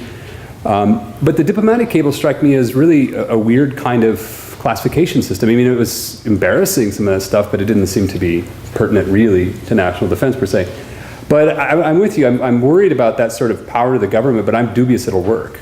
And I think I guess that's what I find about the WikiLeaks is I'm not sure if it really is an attempt to demonstrate that these attempts to sequester secrets just isn't going to work anymore. Then what's the government going to do? Are they going to go back to the old days of need to know, sequestering it, information, driving it deeper underground, which I think is going to fail? Or do we have to come up with an entirely different new paradigm to understand it? And I think that might be the case. And I hope so, because that would then allow us to at least reopen the problem of what counts as secret and what doesn't. But a lot of our progress in this country comes through the courts. And to get back to the question of this guy, and you said, are we ever going to find out what is a good secret and what's a bad secret? We could have two great lawyers arguing that very question, and we could find out, and case law could come. And a lot of people complain about the lawyers, but that's where the progress comes from a lot of times. But I think the whole wild card in here too is also human nature. I think that the thing that perhaps some of the government maybe don't fear enough is that disgruntled employee. Daniel Ellsberg just was a cowboy. He worked for the Rand Corporation. He looked like the right type of person, and then suddenly it's like sort of analyst gone wild. He just suddenly decided that he'd had enough and the people needed to know this.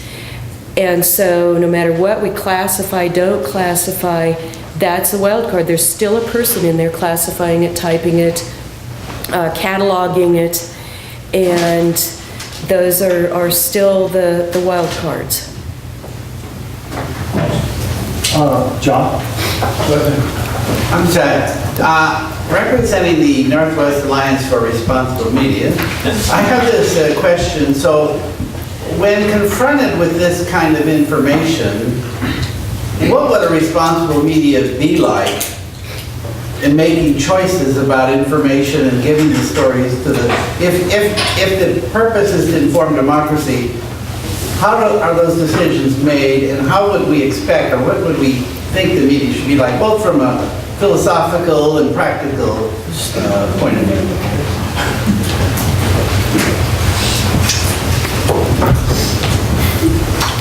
All right, I'll do it again, I guess. Waiting for somebody else to say something. Well, I mean, you can have massive pressure brought on you. I mean, we have it with little things that come up where somebody's calling you about, don't run the story or do run the story. And, you know, it's a lot of pressure. And I can only imagine when, you know, a general with a lot of hardware comes in and says, people are going to die if you publish this story. I mean, it's pretty heavy stuff. But I think if you're in newspapers and WikiLeaks came across your desk, you know, you have to think about erring on the side of openness and erring on the side of letting the people decide, and you know, taking it as responsibly as you can. I mean, I'm never going to be asked at the Inlander about these kinds of things, but I mean, I would, you know, really think about it, and you know, people may not know that you did the right thing for, you know, until you were long gone. In a different generation, you might be appreciated for, you know, what you did. And you just, you know, what's, you know, obviously Uncle Tom's Cabin and the whole era of anti-slavery, there was a long time in the wilderness where people just could not gain traction with that. And of course now, nobody would think that that would have been hard to change. So, I mean, you know, minds change, and I think, you know, the Pentagon Papers is a great example, and you brought up that moment in time, and I you know, that's just a massive amount of pressure on an individual to make that decision. And so we have our moments where, and I think back to, you know, I grew up here and I went to Gonzaga Prep and I was raised by Jesuits. And the one thing that I really appreciate by that, and not like a wild pack of Jesuits, I had parents. But, you know, I remember I was a freshman in class, and you know, it was old Father Goebel, I don't know if you remember him, and he came up, and I mean, he was freaking terrifying. And so he just comes up to me, he's like, prove to me that God exists. I'm just like, oh shit, first day, I'm not getting this one right. And of course, you know, it had to do with faith, and it had to do with personal exploration of the issues and thinking for yourself. And that to me was, you know, no matter what, like science, all that stuff, the lesson of thinking for yourself. And we're all kind of talking around that here. And even in a country like East Germany, where you can't get a straight story from the local media, people still think for themselves, and those are the people. And so I think that's a basic human impulse that we should encourage in our children, and encourage, you know, reward people who obviously have some independence, and stick up for people who stand up in the town square and say something idiotic. Those are the kinds of things I think this room of people obviously seems to be along those lines. But, you know, for me, that's kind of the message. And as a person with a newspaper, I tend on the side of my readers are grown-ups, they can figure it out for themselves. I like to put as much information out there as I can, and let them make what they can of it. And that's the side that I would err on. Bob Goebel was my principal at Seattle Prep. Oh, is that right? So you know his demeanor. Yes, very scary man. We have a question from the young lady over there. I had him as well. Oh. I just have a question. I went to Central Soccer Mom. I have 5 kids, you know, and I asked them in high school, you know, do you know about Egypt? Have you heard about Egypt? You talked about it, you know, in school, and no. So I try to keep their attention for 1 minute, minute and a half, and tell them a little bit about it. And I watch Democracy Now! As well. But they don't seem to talk about any current events in high school. And I'm just wondering how, you know, it would be something I'd bring up at the soccer field or at Starbucks, really, maybe Starbucks. But my mom, who was born in 1922, you know, she said they talk about it on the trolley on their way home. And she was in LA, but, you know, politics and what was going on. So how, it kind of harkens back to the point we were making before, but how do you wake people up, or what is the challenge? I mean, the anti-war movement. You know, I took my little 3-year-old, I remember, down to the Peace and Justice Action. They were having some demonstration downtown, and I got her with me, but there doesn't seem to be any opportunity or anything going on in Spokane. You know, I think the problem also exists on the campus of Gonzaga University that you're addressing. In public education in this era of No Child Left Behind and the craze behind standardized testing, civics education has disappeared from the landscape, as I understand it. And then these people matriculate into the universities. They're coming from their high schools. We have very little. This is a very sanitized, depoliticized environment where going along and getting along is really the premium value. You know, because I think the university plays a role in society and has a social responsibility to engage in the discursive practices that would reinforce democracy. And so it's very disheartening to me that just as it isn't happening in our high schools today, it doesn't seem to happen much around here either. You know, I teach ethics. I try not to be too inflammatory, but it's really hard to get any kind of critical exchange going on in the classroom environment. And I mean, I'd welcome, you know, a free speech movement on our campus here at Gonzaga, where everybody set up their tables and you couldn't walk across the campus without engaging the most important contemporary issues of our time. Now, this overstated and inflammatory, I'll say to my colleagues here, but we deeply need to be engaged in these conversations, and our educational institutions have a primary obligation here. And I'd say beginning with Gonzaga University in the spirit of Bob Goebbels, and think for yourself, and the only mind worth having is a free mind, and you have duties here, and you damn well better prove the existence of God, and I'll give you 5 minutes to do it.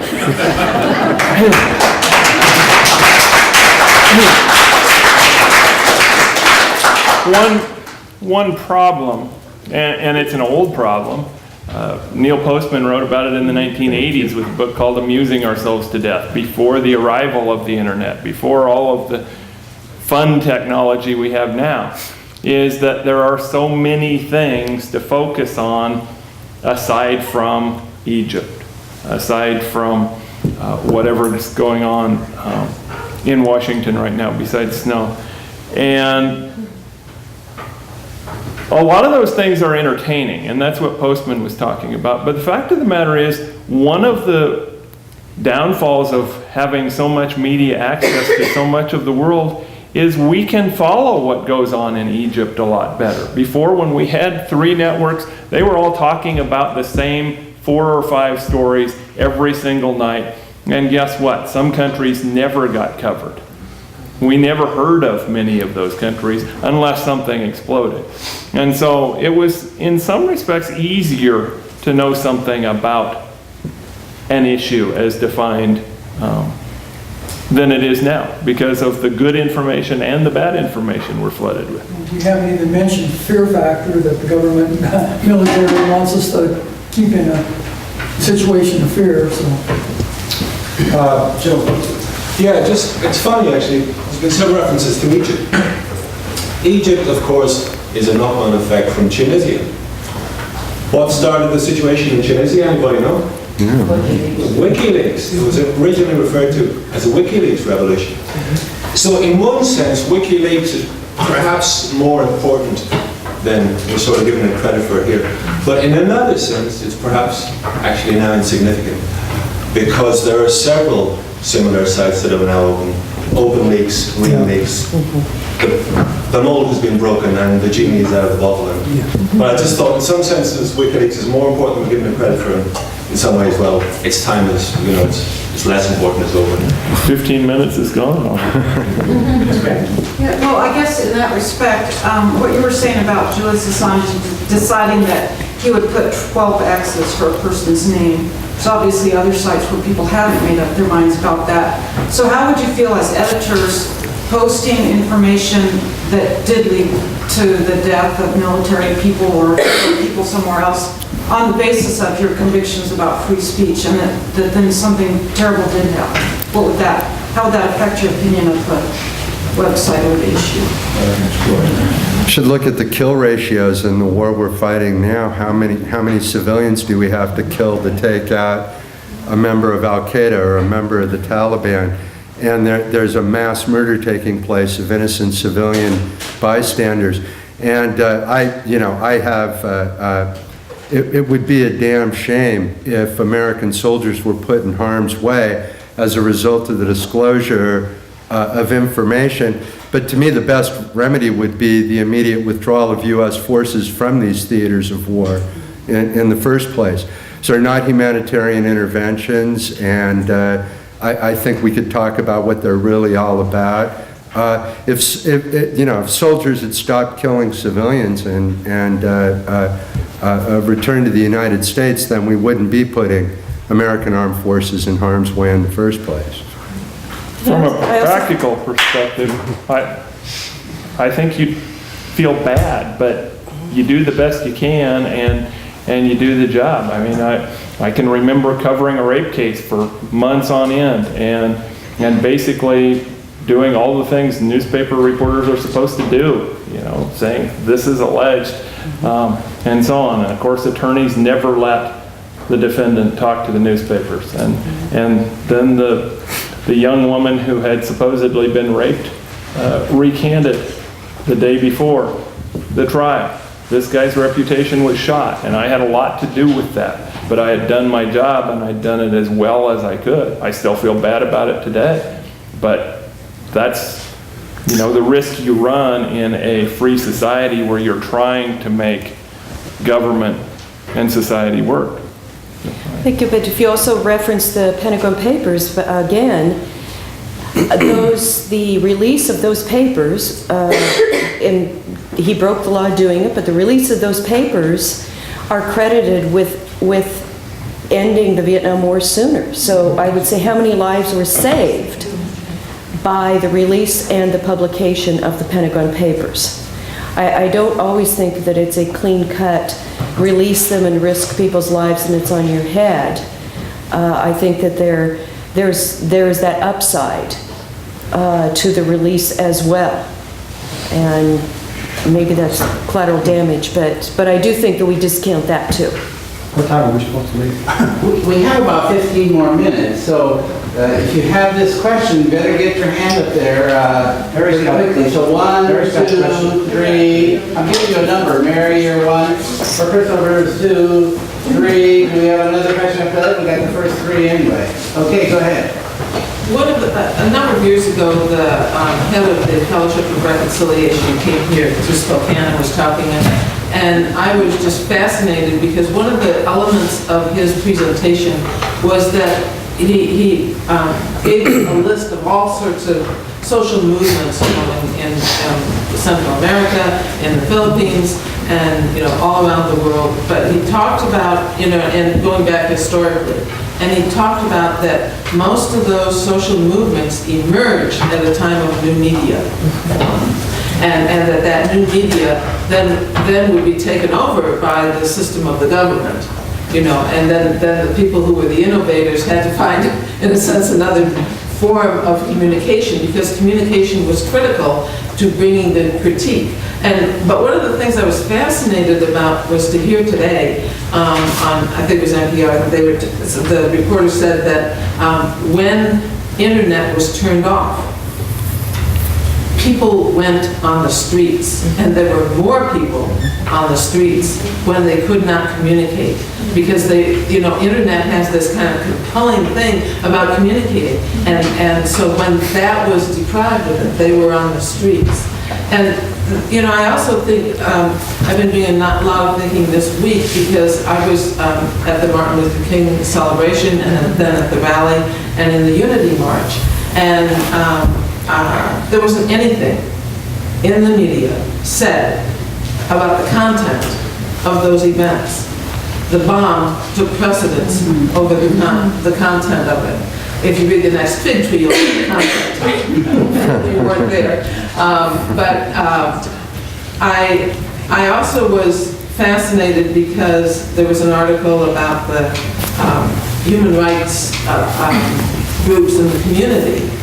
And, there was sort of a decrying that there wasn't one group like there is with the Interstate Task Force, or the Kootenai County Task Force for Human Relations over in Idaho.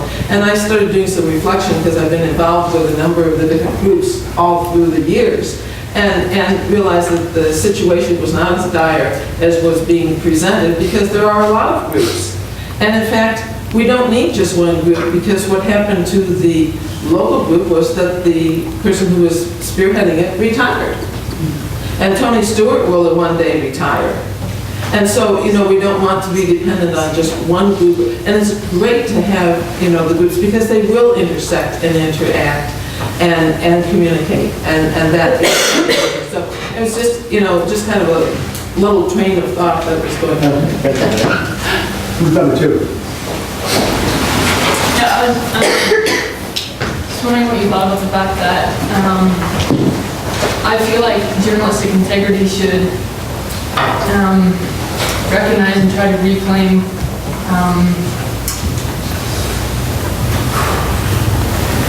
the writing of articles that push people to think beyond the surface level sort of individualistic mindset that we've been trained to do, where we are pitted against one another.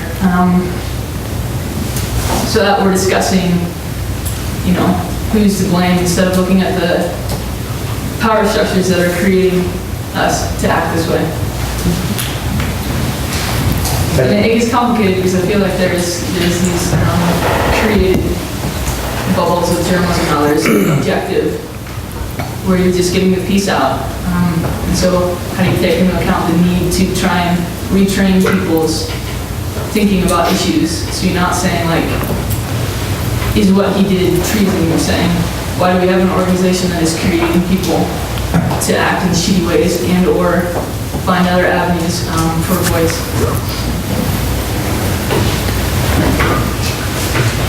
Well, I think for big mainstream media, they've all got their way they do things, and that's the way they've always done things, and that's the way they're going to do them until they're out of business. And, you know, for us, I always look at the New Yorker a lot. I mean, I love the New Yorker, and for me, like, the way to do some of that is to go in depth, to tell the story in a little deeper fashion, to get a writer. I mean, any of you guys up here would be great to tackle a WikiLeaks story and give me 20,000 words on it, and I'd love to read it. I don't know that I could publish 20,000 words, but maybe 5. But you know, get into the depth of it, and you know, it's not out there. I mean, like when I was in journalism school, everything was like, oh, USA Today, their news box looks like a TV. All the stories are short, you know, no big words, and you know, that was part of their demise, is they dumbed it down so bad. So I don't know if I'm addressing what you're saying, but I mean, I think you're saying like challenge people a little bit more with media. Don't make it so stupid that you're sort of embarrassed to read it. Am I getting that a little bit? I mean, no? Well, and we need to encourage, a couple of people have made points relevant to this, I think, that we need to encourage people as citizens to seek out other media. The fact of the matter is that as bad as mainstream journalism is in many respects, we have access to more good journalism than we've ever had before, thanks to the internet. So we can read things from overseas. We can read alternative media in this side. I regularly read Al Jazeera, for example, for international news. And I think reading a variety of things and then forming your opinions based on that will do you a lot better service than trying to believe or come up with anything out of what the mainstream media have to offer, even when they're doing a good job. And some of them do pretty regularly. But I'm still not buying what they're selling. Who's number 3? Number 3. I have just an issue about, I mean, the whole free speech issue. I mean, as we all know, right now, you know, specifically Fox News tends to, you know, do a lot of instigating of violence, and it has resulted in violent actions against people, obviously.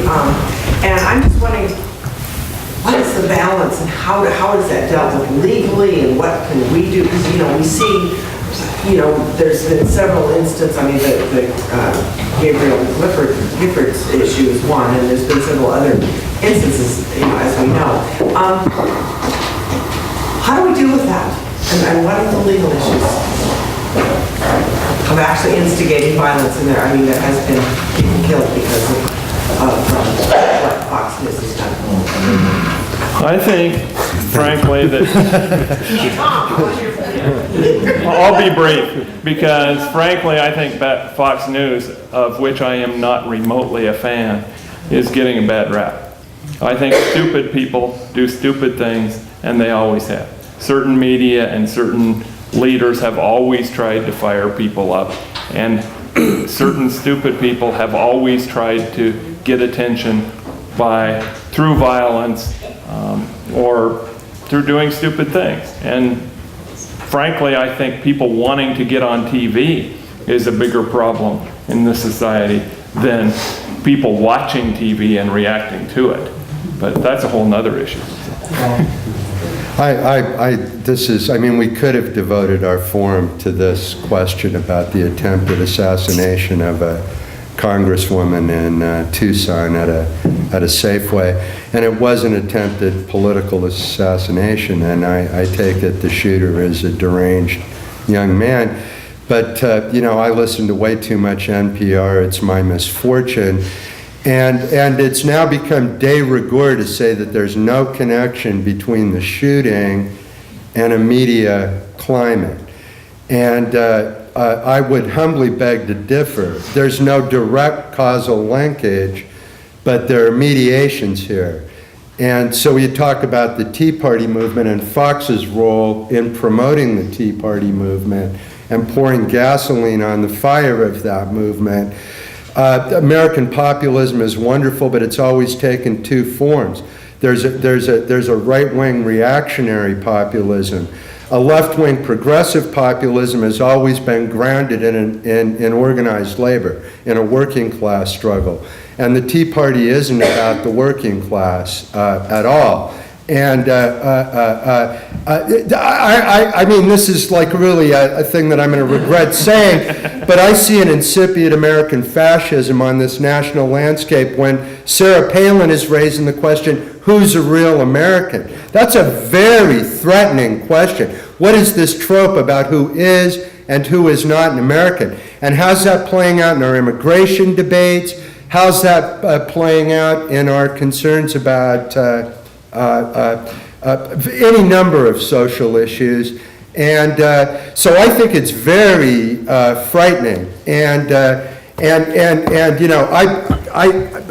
I don't want to let Fox News off the hook. Bill O'Reilly and Sean Hannity and their like, who to me are rank propagandists. And the question isn't, like MSNBC versus Fox.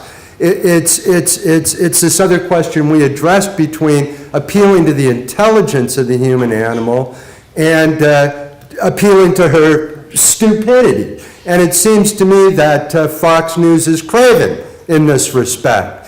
And that these people are very dangerous people in the message they're disseminating across the American landscape in creating this climate that does lead to Sarah Palin. I mean, no matter what she says about it after the fact, you have those crosshairs targeted on congressional districts.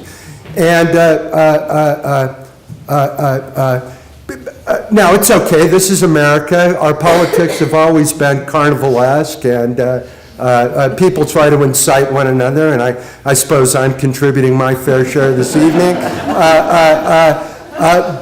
But to me, this is a very dangerous moment in contemporary American politics, and it's not remiss to talk about the affiliations between the way issues are framed and messages are sent, and these acts of domestic terrorism, which is what they are. So I think it's a very important question to talk about, and I resent NPR for being so quick to walk away en masse from the exploration of this question, like you're being rude or if you talk about it. So I'm very happy that you asked that kind of a question.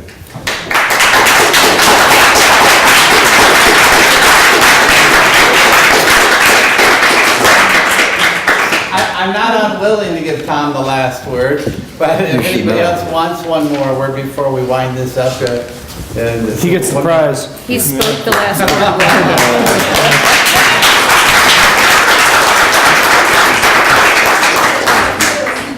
Well, Northwest Alliance for Responsible Media is really here to help people think critically about the media we consume, the effect it has on us, the veracity of those truths, to try to get us to talk to one another, to do the kinds of things like Tom raised, like, well, what happened to the peace movement? Well, where'd that go? What's happening with a lot of things? where does self-censorship figure in some of the things we do? And Tom uses and points his finger at us as a university as well, because there's lots of things that don't get discussed within the environment because of forms of self-censorship that are asked upon us within the institutional framework as well. But we still try to hold forums like this. We still try to get people to think about subjects that are deeper, further. We're not afraid to bring alternative points of view here, but we have to please an awful lot of people to get them through the door without having a lot of questions raised about who that person is or what they might represent. So we continue to do this, but our focus tonight, and really if you want to support the Northwest Alliance, we do these things about 4 or 5 times a year. Sometimes we have videos, sometimes we have discussions, sometimes we bring in visiting scholars from around the country. But really, some of the best scholars are right here within the Greater Spokane with Whitworth, Gonzaga, well-educated, well-informed people, because our goal really is coming down to try to have this discussion so these things aren't all just swept away and gone, and we don't ever really think about that. We don't even think anybody thinks about those things as you get more and more isolated. So our goal is to do that. So I want to thank the panel again for great work.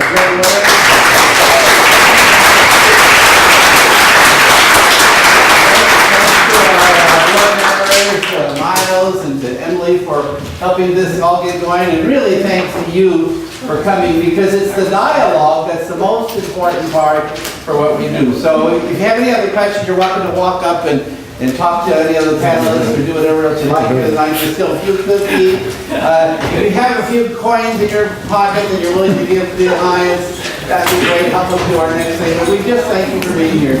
Oh, we're in the original chapel of the university too, so in fact this is spiritual purple. Yeah, they gave me one. So thank you.